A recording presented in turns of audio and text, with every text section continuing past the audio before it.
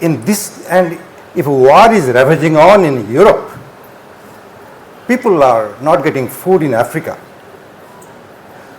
In this kind of situation, locating political science only on the basis of theory and constitution and comparative politics is fine, but in order to have a complete picture, understanding of the political processes, it is important to combine knowledge on international politics and politics. So thank you again for doing this and selecting this particular topic.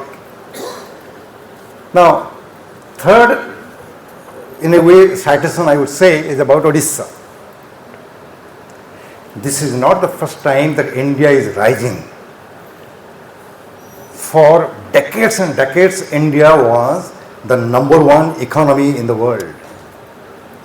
In simple language, any student of history would know that when Mother India was attacked in very many ways, sometimes economically, sometimes militarily, by the Portuguese, by the Dutch, by the British, by the French, by the Mughals, by the Mongols, who did not come to loot India. And why did they come to loot India? Because of India's prosperity.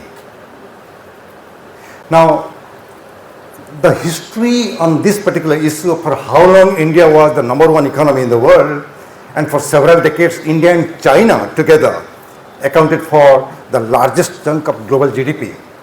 It is not thoroughly researched, but certainly there are impressions and people are repeating this.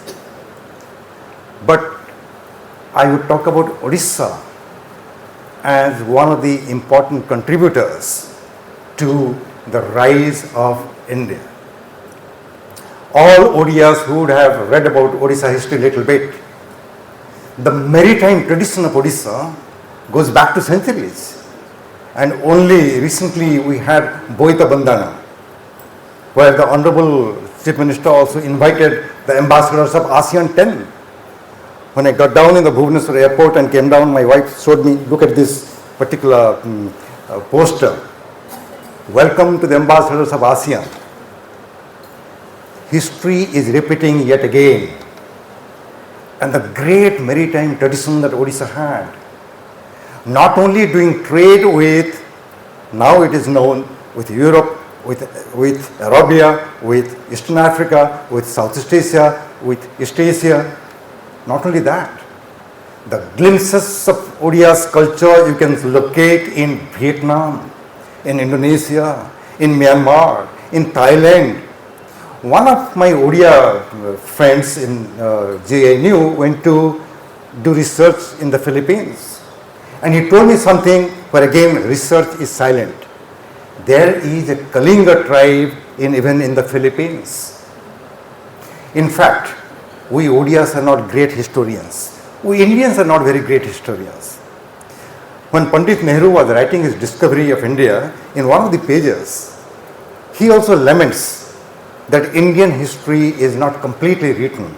There are so many things that should be researched on. And one of the things he mentioned is about a Sailendra Empire which was centered in Odisha. And he says Sailendra Empire was larger than even Mongol Empire, probably even the Roman Empire. But we don't know much about it. Of course, those who are doing history, they must be reading it. But a student of political science, a student of international relations, we will have to mainstream this knowledge into our explanation, our narration of international relations, which we are not doing. And I think we should do that. In a way, in my view again, Odisha has probably woken up. The way we are having programs like Make in Odisha and trying to connect with Southeast Asia is so important. I just returned from Singapore where we had a 2-day dialogue. Of course, our Honorable Minister of Foreign Affairs was also there. Jaishankar ji was there for 2-day dialogue on cooperation between India and the ASEAN countries. Honorable Chief Minister is in Singapore right now. Odisha is closer to Jakarta than to New Delhi. If we don't build up ties with these, then who else will? The Actist policy that Honorable Prime Minister launched and turned the Lookist into Actist we generally talked about Northeast India as the bridge between India and Southeast Asia. No, the role of Odisha is critical. But let us not wait until the central government will do something about it. It has to be done right here. With that footnote, I also let me tell you that I am feeling really honored because I have grown up along with India's rise as a major power in the world. I was a little kid doing tuition. There was an announcement on the radio, China has attacked India. Chutti ho gayi. And then of course, when I was in the school, we heard about the 1965 war, 1971 war. Just passed out the matriculation, India had detonated a nuclear device. Later went to GNU to study and research. I did not choose any subject, only School of International Studies. After 1 year of my studentship as a student of international politics, the second round of Cold War began with the Soviet intervention in Afghanistan. I spent about a generation in IDSA, the Institute for Defense Studies Analysis, where I was an analyst. And the second round of Cold War was ravaging on, and finally it ended. Soviet Union was a great friend of India. When it collapsed like a house of cards, India was feeling jittery because Soviet Union was a great friend at that time. Life was so predictable. When a superpower like the Soviet Union, with hundreds and thousands of nuclear weapons and missiles, could not protect the territorial integrity of the Soviet Union, it was a wake-up call for others. And this was very destabilizing. Then when I joined JNU as a teacher of international politics, there is history. I've written on it, I've spoken on it, I've lectured on it, I've researched on it. So when I get this opportunity, again thanks to Mr. Raut, let me share now India's journey to emerge as a major power in the world, a global player. India, when it became independent in 1947, the largest concentration of illiterate people were there in India. The largest number of poverty-stricken people were there in India. I remember going to the primary school and the midday meal, even those days, the milk powder was given. Se milk powder ta America vaistila under PL 480, Public Law 480. Today I feel so proud that India is one of the largest producers of milk in the world. We did not have adequate food. Literally, we were going around the world begging for food. So much so that in the 1960s, when the Vietnam War was going on, the Americans were so nasty to India. We will not give food aid to the Bengal famine unless India would change its position on Vietnam and support America's policy. Today, when I read not the Government of India data, but World Food Organization data, that India's position in the production of all kinds of vegetables and the grains and the livestock is in the top 5 in the world, I really feel good. What a big change. When India became independent, just a few months after becoming independent, we became the victim of first aggression by Pakistan on Kashmir. 1/3 of Kashmir was lost to Pakistan. Even today, it is in the hands of Pakistan. A few years later, China attacks India. 3 years in 1962. 3 years later, Pakistan yet again. 6 years later, again we had to fight another war with Pakistan. So, an India which was backward, which was illiterate, which was poverty-stricken, which had difficulty in political consolidation, was waging this war. Totally got confined to South Asia. Could not even think beyond that. But Indian leadership was thinking beyond India. Let me tell you the story. Yet again, Odisha comes here.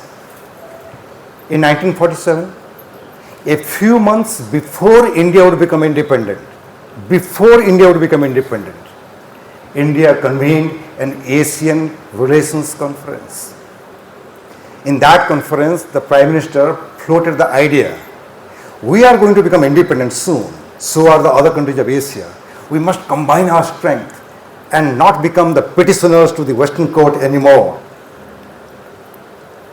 2 years later, in Indonesia, the freedom fighters began to face the military onslaught of the Dutch government. Sri Vijay Patnaik ji, in the midst of the war, he flew his plane, picked up Mr. Sukarno, who could have been killed by the Dutch, rescued him, saved his life. So much so that today he is known as the Bhumiputra in Indonesia. So here again you see glimpses of Odisha's role in the story of India struggling to emerge from the backwardness and move towards development, growth, and probably a major power. Sometimes I think to be a leader in the world is in the DNA of India. Not only 47 and 49. Later, when we had the Bandung Conference and India launched the non-aligned movement, India became the leader of subsequently 100 plus countries. A backward country, a poor country, militarily weak country became the leader of 100 plus countries. You don't need to have only military power to become a power. And subsequently, when the Group of 77 was created in the United Nations, India was the first chair. It was India which has been demanding changes in the global system, not now, even in the 1970s, when we said the global information order is not democratic. Those days, only 4 news agencies were channeling news everywhere in the world. They would write a report on an event in India or any developing country on the basis of their biases. We said this is unfair. Let there be flow of information. If there is a cow in the street of Delhi, it is the headline in New York Times. But if something good happens somewhere, you don't even report. We demanded establishment of new international economic order because the system that the Americans erected, and they called it liberal international order, it was not favoring the developing countries at all. It was colonization hunting back in the garb of neo-colonialism. India was in the forefront of fighting that. Right? Now, fast forward. I'm too much into history, I'm fast forward. In the early 1970s, after we liberated Bangladesh, which became an independent country, around that time we resolved our food crisis. We became self-sufficient in production of food. Some of you may be thinking, questioning, so what? There are still beggars in the road. That's a different topic that we can discuss. But the fact remains that we did not have to beg for food abroad anymore.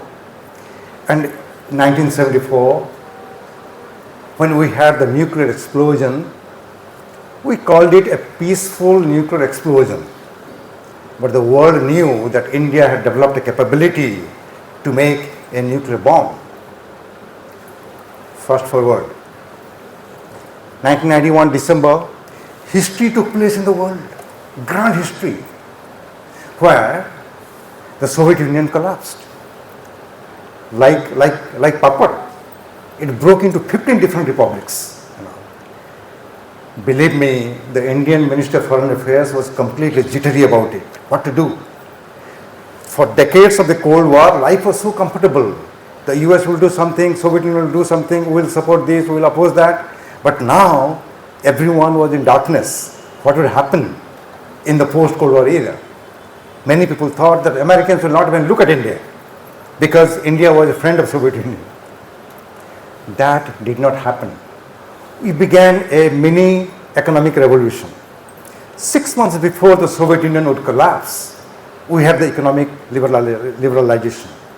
It was moving so fast that the Western countries looked at not India's poor people anymore. They looked at the expanding middle class and began to do business. Let me again fast forward. When there was an Asian financial crisis, global recession, India's economy grew by 5%. And in May 1998, India shocked the world. Atal Bihari Vajpayee took the right decision. After 25 years of debating, nuclear bomb banaye ya na banaye. In no country in the world, you'll have a debate in the newspapers, on television, bomb